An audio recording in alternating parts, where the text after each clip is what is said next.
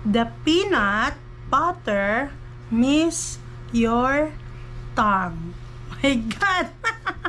Nakakaloka yun. Yung peanut butter na miss yung tongue.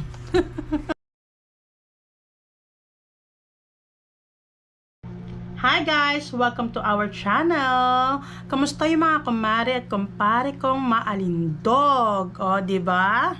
Okay, kung bago ka pa lang sa ating channel, don't forget to subscribe, like, and share, diba? Para maabangan mo yung mga next topic natin na masayang masaya. Our topic for today's video is yummy and sexiest text message para dyan sa partner mo, para sa lalaki or babae, pero usually para sa lalaki po ito, ha.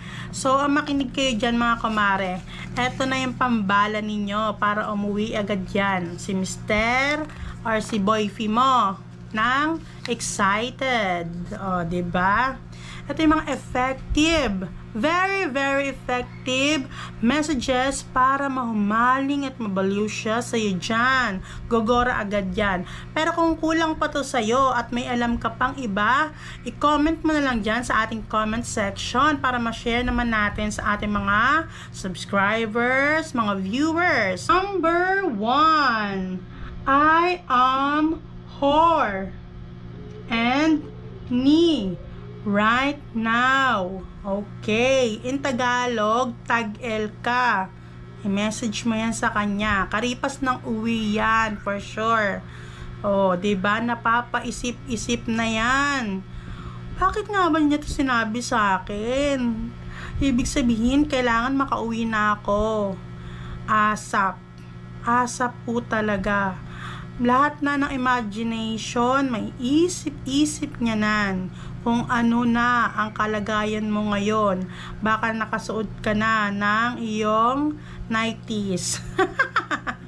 Okay, number 2. I'm touching myself right now. Oh, 'di ba? Grabe naman 'to.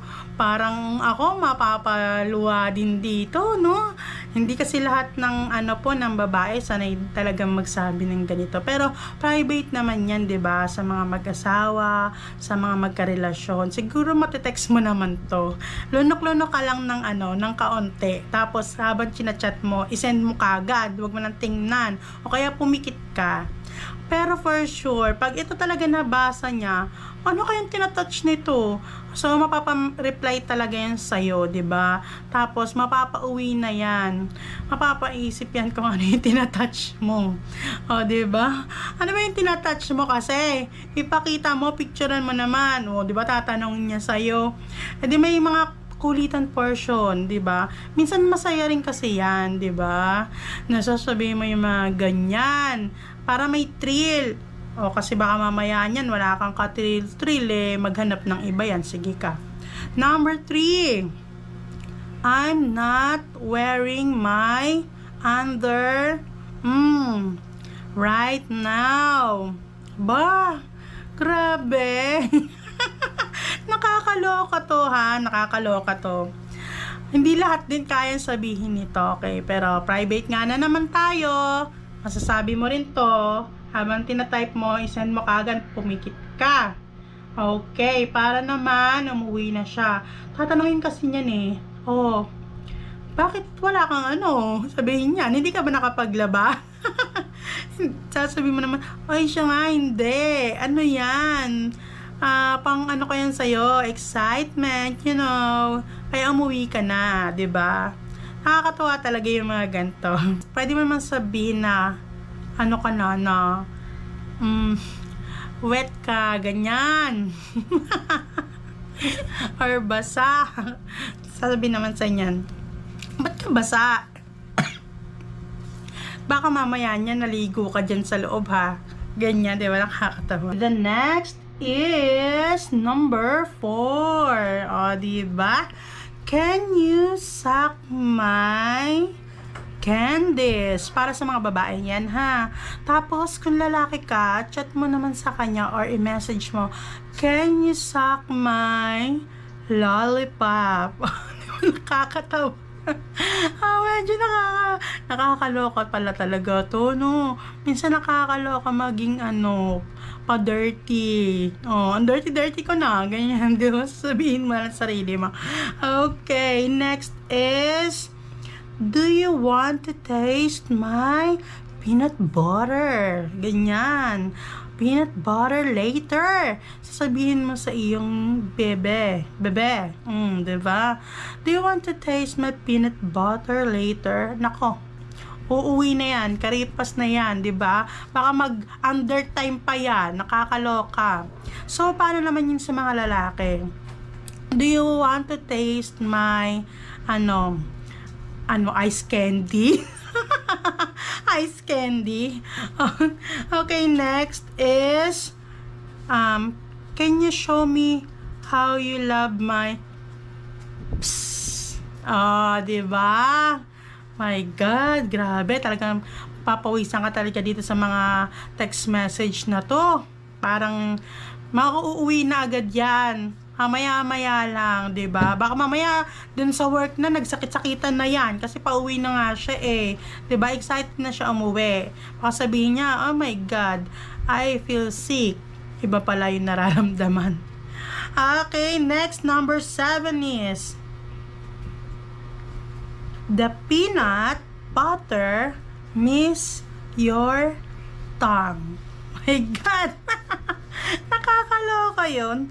Yung peanut butter na miss yung tongue. Hindi lang niya. Ano ba yung peanut butter na yan? Bakit yung mga peanut butter na ngayon yung nakakamiss doon sa mga tongue? Ang tatanggarado. Diba? Kaya mo ba itong sabihin sa kanya? Parang pagpapawisan ka dito, okay? Lunok-lunok na lang po, ha? Mga kumarit kumpare, lunok-lunok na lang para naman kayanin mo at mapauwi mo talaga agad yan yung partner, 'di ba? Sabi mo, mag-leave ka muna mga 1 week, ganyan. Number 8, ang ating next natin, I want you to kiss me here. Okay, later or right now, mga ganon. Para mapadali, sabi mo right now, I want you to kiss me here right now. Picturean mo yon, yung tinuturo mo, na pinopoint out mo kung saan mo siya gusto humalik sa'yo. O, diba? Ituro mo yung peanut butter. Ituro mo yung peanut butter. Para talagang excited o gogora na yan. Baka hindi na lang baka sabihin niyan, for emergency na po ako, sabihin niyan sa trabaho, di ba? Para mapauwi na siya. Tapos kinuna ng ambulance. Di ba? Nakakaloka talaga to. Pero totoo po ito nangyayari, ha? Mga kumarit kumpare ko. Guys, talaga totoong nangyayari to. Syempre, yung sweetness din, hindi lang basta pagiging sexy mode mo or what. Yung iba kasi syempre, part ng lambingan nyo ng mag-asawa. O yung mga wala pang asawa dyan, alam nyo na ha, kailangan malandi rin kayo minsan. Landi-landian kayo dun sa partner nyo, 'di ba? Kasi part ng sweetness 'yon. Para may excitement, 'di ba? May kaba, may may kabog. Lahat na ng nandyan. Uuwi na siya. Okay? Thank you po sa time ninyo, sa mga lahat po ng viewers natin. And doon sa mga gustong mag-share na mga komento nila, please comment down below. And yung mga gusto mag-share ng ating secret files, kung may kwento ka dyan, nakakapulutan ng aral or may katanungan ka, kung natural ba to, natural lang po ba yan, okay, gagawa po tayo ng page para dyan, ha. Share nyo po yan, nakaka-excite po yan, ha. Thank you po, ingat po kayo palagi at lagi kayong magdasal. Thank you.